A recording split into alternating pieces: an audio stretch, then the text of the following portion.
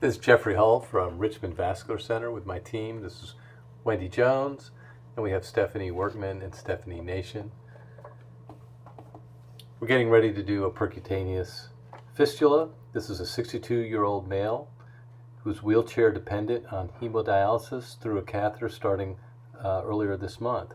He has a history of hypertension, coronary artery disease, and now diffuse muscle weakness. His BMI is 20.9. He has a patent proximal radial artery and perforating vein, and we are planning to do a proximal radial artery to perforating vein fistula. Our checklist: he's on antiplatelet medication. He has an IV in his ipsilateral hand. We have heparin on the table. We did not do an arm block because he's wheelchair dependent. We checked the artery and vein crossing point, and now we're going to put the tourniquet up. The patient came in today for vein mapping. He lives in a rehab center temporarily while he's recovering from his recent hospitalization. Transportation is a major issue for the patient. When we saw he was a good candidate for a fistula, we just talked with the patient and decided to go ahead and place the fistula today.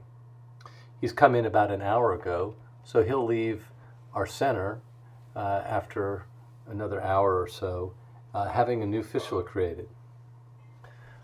So I have the tourniquet up. We're now looking at the entry site for the veins.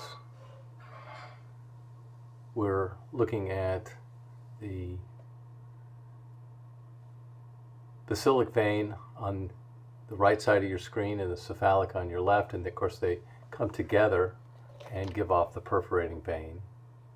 We're going to enter the median basilic vein, and you can see my needle denting the median basilic vein right now.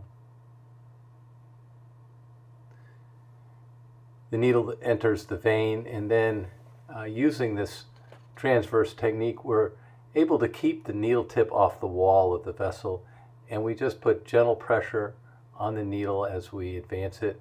Now we're going into the perforating vein, and you can see the yellow arrow pointing to it, and we'll keep pressure on the needle and follow it down, keeping it off the wall. And now we're going to cross over towards the proximal radial artery. We're going to check our position. We're trying to get it right on top of the artery. We're a little off to the side there. We're going to try and center that up and then advance it. We'll check this in a longitudinal view in a minute here. So it looks like we're in good position. Looks like the needle tip is in the center of the artery. This is a fairly typical appearance for this portion of the procedure. We're getting good pulsatile blood return, and we're going to place the wire through the needle into the proximal radial artery. You can see the proximal radial artery is heavily calcified, typical of patients on hemodialysis. We remove the needle, and then we place a 6 French Terumo slender sheath, which Stephanie's placing on the wire for me here. We then, this sheath moves nicely even though we don't have a dermatotomy. I'm going to show you the advancement of the sheath into the artery. This provides nice hemostasis while we're getting the catheter ready, the Ellipsys catheter, prepared for making a fistula. Stephanie's handing me the Ellipsys catheter now, and I'm placing it over an 014 wire. Now I'm going to advance it through the sheath so that it's at the junction where the artery and vein come in direct contact.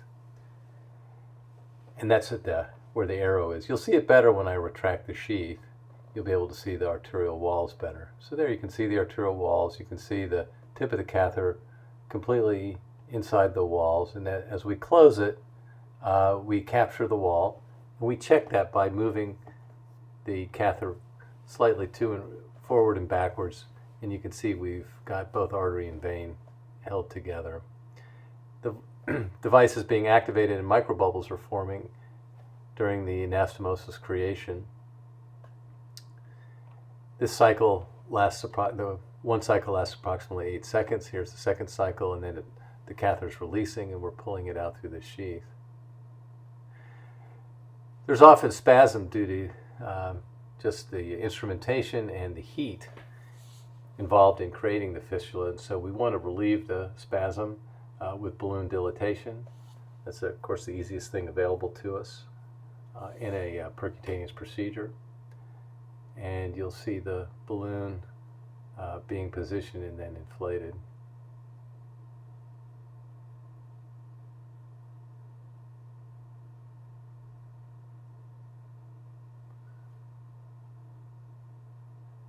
Okay, here's the balloon.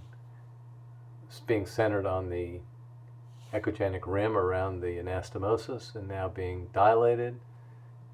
We go ahead and dilate this up to 12 atmosphere. Once again, we're trying to relieve spasm. We want we want a good diameter of the outflow vein and of the anastomosis. The anastomosis is immediate and permanent, and so that there's no harm in dilating it in the manner that you see us doing here. We'll also dilate the outflow tract. That's very important to getting good outflow through the fistula, so we'll move the balloon up the perforating vein, and here I'm going to dilate it again. And this, again, helps relieve spasm in the perforating vein and develop a good outflow tract.